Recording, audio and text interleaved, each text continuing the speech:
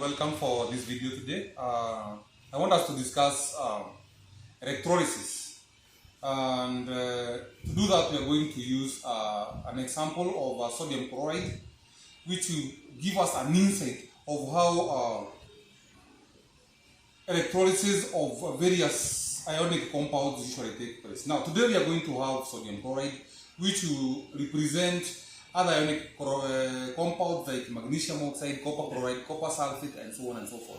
Now to do this, we are going to use this crystal of salt. Now this is a three-dimension atomic model for sodium chloride, all common salts. As you can see, we have alternating sodium and chloride ions that are going to form this structure here.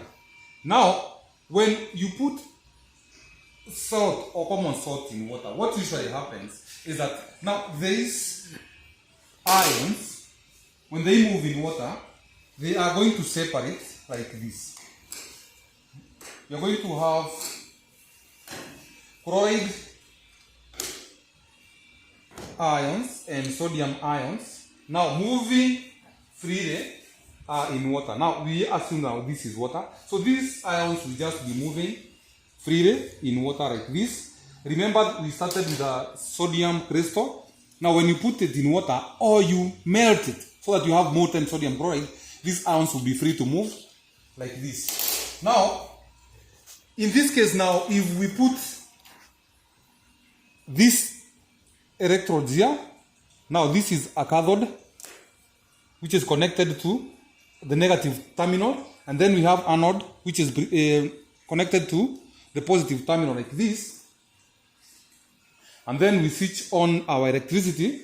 What usually happens is the sodium ions will be attracted now towards the cathode like this. They will be attracted towards the cathode like this, while now these chloride ions will be attracted towards the positive terminal or the anode like this, as you are seeing. So this is a negative terminal. Sodium ions are attracted towards this terminal here because they are positively charged. And what usually happens, we have electrons coming in through this terminal or through this electrode here.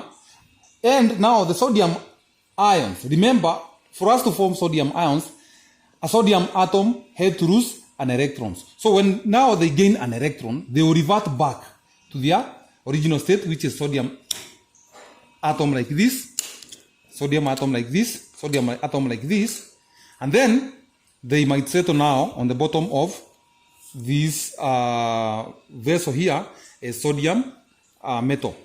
As you can see now, we have these sodium atoms combining together like that to form sodium metal.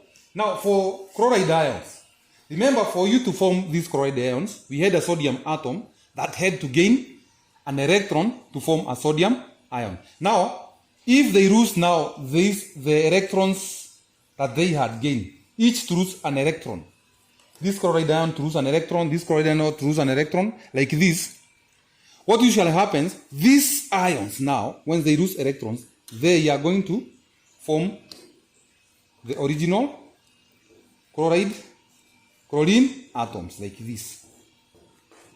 Now these are chlorine atoms.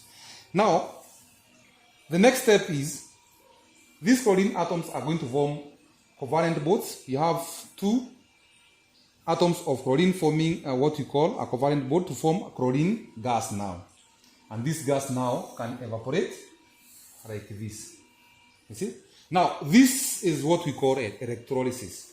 And this one is a representation of what happens to most of all ionic compounds when you put them in water and electricity. So I hope you understand. Now the reason why we have these chlorine atoms joining together is because all gases are diatomic molecules. They are formed of two atoms of that gas. Thank you very much for watching this video. I hope you have understood the basic concept of electrolysis. This process here for sodium chloride is the one which is usually applied on down cell for extraction of sodium. It's as easy as you have seen us demonstrate using our plastic models here. Remember to visit us at Moodman Chemistry, that's on our YouTube platform, for more videos. Thank you and welcome.